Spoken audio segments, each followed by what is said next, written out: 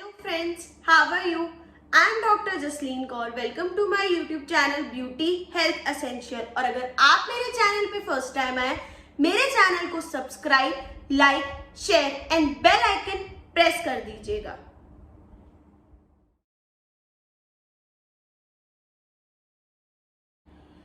आज हम बात करेंगे सबसे कॉमन प्रॉब्लम जो हर एज ग्रुप फेस करता है, वो है थकावट, वीकनेस, बॉडी एक के बारे में।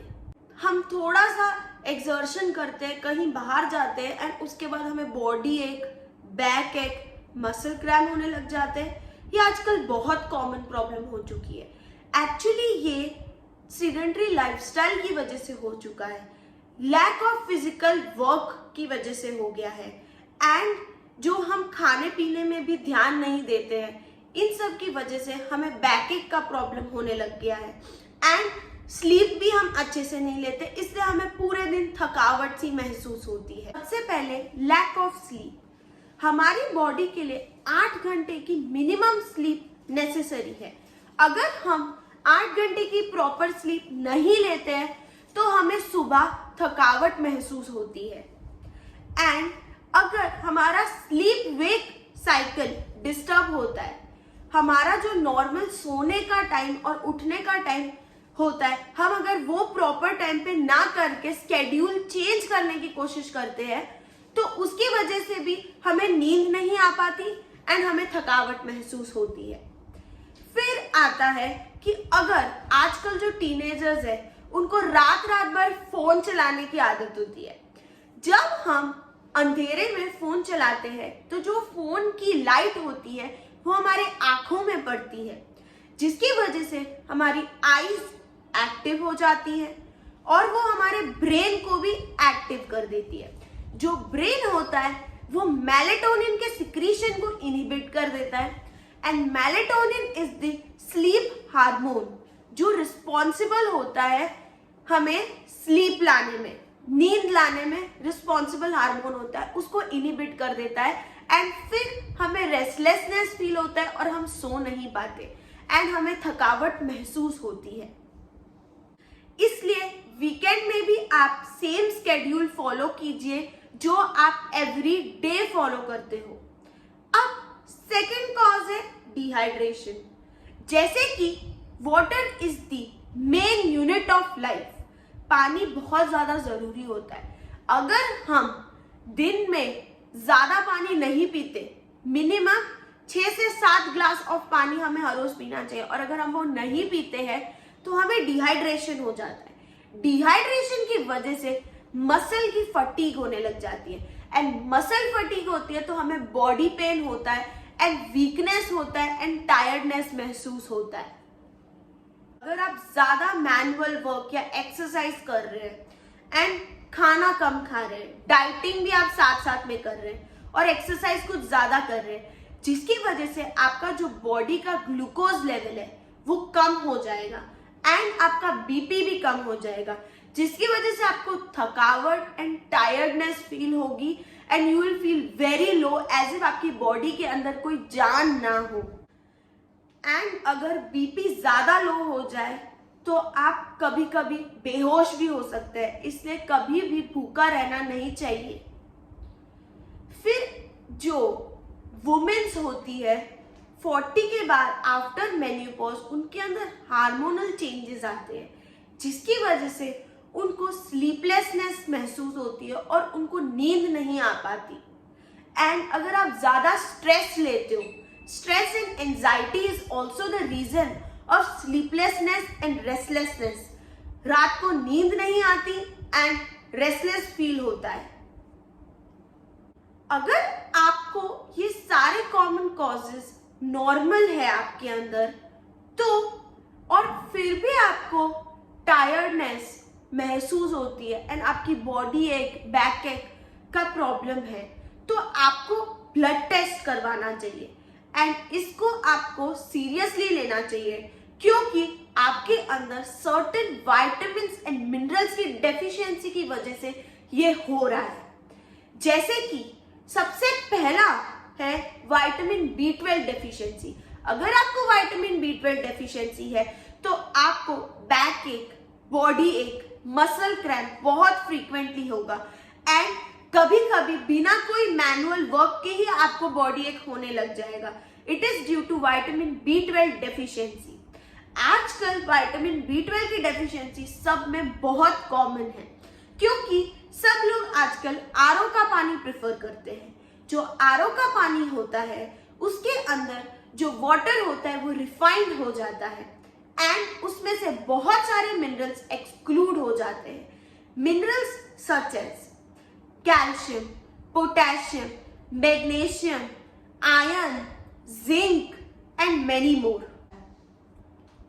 इसलिए हमें अर्दन पॉट का पानी पीना चाहिए क्योंकि अर्दन पॉट के पानी के अंदर विटामिन्स एंड मिनरल्स सेफ रहते हैं एंड उसके अंदर पीएच का भी बैलेंस रहता है. So it is good for our health. अगर आपको B12 की डेफिशिएंसी है तो आपको mega neuron 1500 mcg tablet once daily for 2 to 3 weeks लेनी चाहिए. एंड अगर आपको ज्यादा विटामिन B12 की डेफिशिएंसी है तो आपको ऑल्टरनेट डेज इंजेक्शन लेने पड़ेंगे मेगा न्यूरॉन 1500 mcg के. और विटामिन B12 डेफिशिएंसी का एक बहुत बड़ा साइड इफेक्ट भी है कि हमें बहुत हेयर लॉस होता है और हेयर ब्रेकेज की भी मैंने एक वीडियो बनाई है जो आई कार्ड में शो हो जाएगी, आप उसको भी देख सकते हैं. एंड विटामिन B12 के लिए रिच सोर्स है fish. Fish is very good source. आपको कैल्शियम की डेफिशिएंसी की वजह से भी ये बैक एक एंड बॉडी एक हो सकता है. कैल्शियम एक सोर्स है जो बहुत इंपॉर्टेंट है हमारे बोन्स को स्ट्रॉन्ग करने के लिए एंड अगर हमें कैल्शियम की डेफिशिएंसी होती है हमारी जो बोन्स होती है वो बहुत प्रोन हो जाती है फ्रैक्चर के लिए. थोड़ा सा भी फिजिकल इंजरी की वजह से हमारी बोन्स फ्रैक्चर हो सकती है. इसलिए कैल्शियम की डेफिशिएंसी के लिए हमें कैल्शियम लेना बहुत जरूरी है एंड उसका रिच सोर्स है milk and dairy products. And अगर आपको ज्यादा कैल्शियम की डेफिशिएंसी है तो शेल केयर करके कैल्शियम के सप्लीमेंट आते हैं जो आपको once daily for 1 to 2 months लेना चाहिए. कैल्शियम के एब्जॉर्प्शन के लिए सबसे मेन विटामिन है vitamin D and vitamin D का नेचुरल एंड रिच सोर्स है सनलाइट. जो मॉर्निंग की सनलाइट होती है वो बहुत रिच सोर्स है but due to modern lifestyle हम लोग सनलाइट में जाते ही नहीं है एंड लेट उठते हैं तो जिसकी वजह से हम मॉर्निंग सनलाइट को नहीं एक्सपीरियंस कर पाते and due to UV rays and all हम सनलाइट में एक्सपोजर नहीं लेते जिसकी वजह से मोस्ट कॉमनली सभी को विटामिन डी की डेफिशिएंसी होती है. अगर आपको विटामिन डी की डेफिशिएंसी है तो आप विटामिन D3 का सैचेट ले सकते हैं. वो सिरप फॉर्म में भी आता है, पाइनएप्पल फ्लेवर, उसमें आप ले सकते हैं. अगर आपको वो प्रेफर नहीं करना है तो आप सॉफ्ट जेल कैप्सूल भी ले सकते हैं. इसको आपको once weekly for minimum 12 weeks लेना है. एंड अगर आपको सिवियर विटामिन डी की डेफिशिएंसी है तो आप इसको फर्दर कंटिन्यू भी कर सकते हैं. Next cause is anaemia. Anaemia मतलब खून की कमी, हीमोग्लोबिन की कमी की वजह से अनीमिया होता है एंड हीमोग्लोबिन की कमी हमें आयरन एंड प्रोटीन की डेफिशिएंसी की वजह से होता है. आजकल ये बहुत कॉमन है, लोगों के अंदर आयरन की डेफिशिएंसी होती है क्योंकि आजकल का जो लाइफस्टाइल है, teenagers junk food, pizza, burger ये सब प्रेफर करते हैं एंड आयरन का जो रिच सोर्स है वो है ग्रीन लीफी वेजिटेबल्स, जो स्पिनच एंड ये सब होता है जो आजकल लोग खाना प्रेफर नहीं करते. एंड जो मेंस्ट्रुएटिंग वुमेन्स होती है उनके अंदर भी आयरन की डेफिशिएंसी होती है क्योंकि excessive bleeding and irregular cycle की वजह से उनको भी अनीमिया होता है. सो आपको आयरन रिच फूड लेना चाहिए जैसे green leafy vegetables are very good source of iron. Beetroot is also a very good source of iron and dry fruits में जो अंजीर होता है वो भी बहुत रिच सोर्स है आयरन का. एंड प्रोटीन रिच डाइट भी लेनी चाहिए. उसके रिच सोर्सेज है egg. Egg is a very good source of protein. And अगर आप नॉन वेजिटेरियन नहीं है तो आप स्प्राउट्स खा सकते हैं, चना खा सकते हैं, पनीर खा सकते हैं।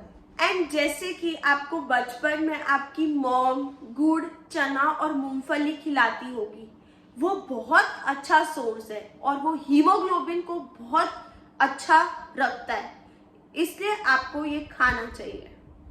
जिसको थायराइड की प्रॉब्लम है उनको भी सिवियर बॉडी एक एंड बैकएक का इश्यू रहता है।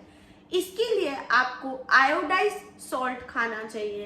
एंड अगर आपको ज्यादा तकलीफ है तो आपको इन्वेस्टिगेशन करा के मेडिकल ट्रीटमेंट लेना चाहिए। Diabetes is also a big problem which leads to fatigueness and tiredness. And India के अंदर बहुत हाई रेशियो है डायबिटीज पेशेंट का एंड अभी उसकी नंबर बढ़ते ही जा रहा है। इससे आपको अपना ब्लड शुगर लेवल टेस्ट करना चाहिए।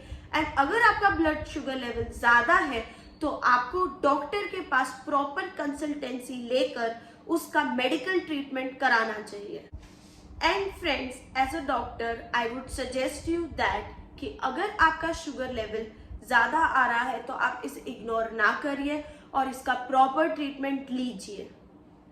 सो फ्रेंड्स, मेरी आपसे पर्सनल एडवाइस है कि आप अपनी बॉडी का ख्याल रखिए एंड मैंने जो टिप्स आपको बताई है उसको फॉलो कीजिए एंड आप अपना रेगुलर चेकअप करवाइए and stay healthy, fit and positive. I hope you like my video और अगर आपको मेरी वीडियो इंफॉर्मेटिव लगी है अपने फ्रेंड्स के साथ शेयर करिए एंड मेरे चैनल को सब्सक्राइब करिए, लाइक करिए, बेल आइकन प्रेस करिए ताकि आपको मेरी इंफॉर्मेटिव वीडियोस आप तक पहुंचती रहे and stay tuned. Thank you so much.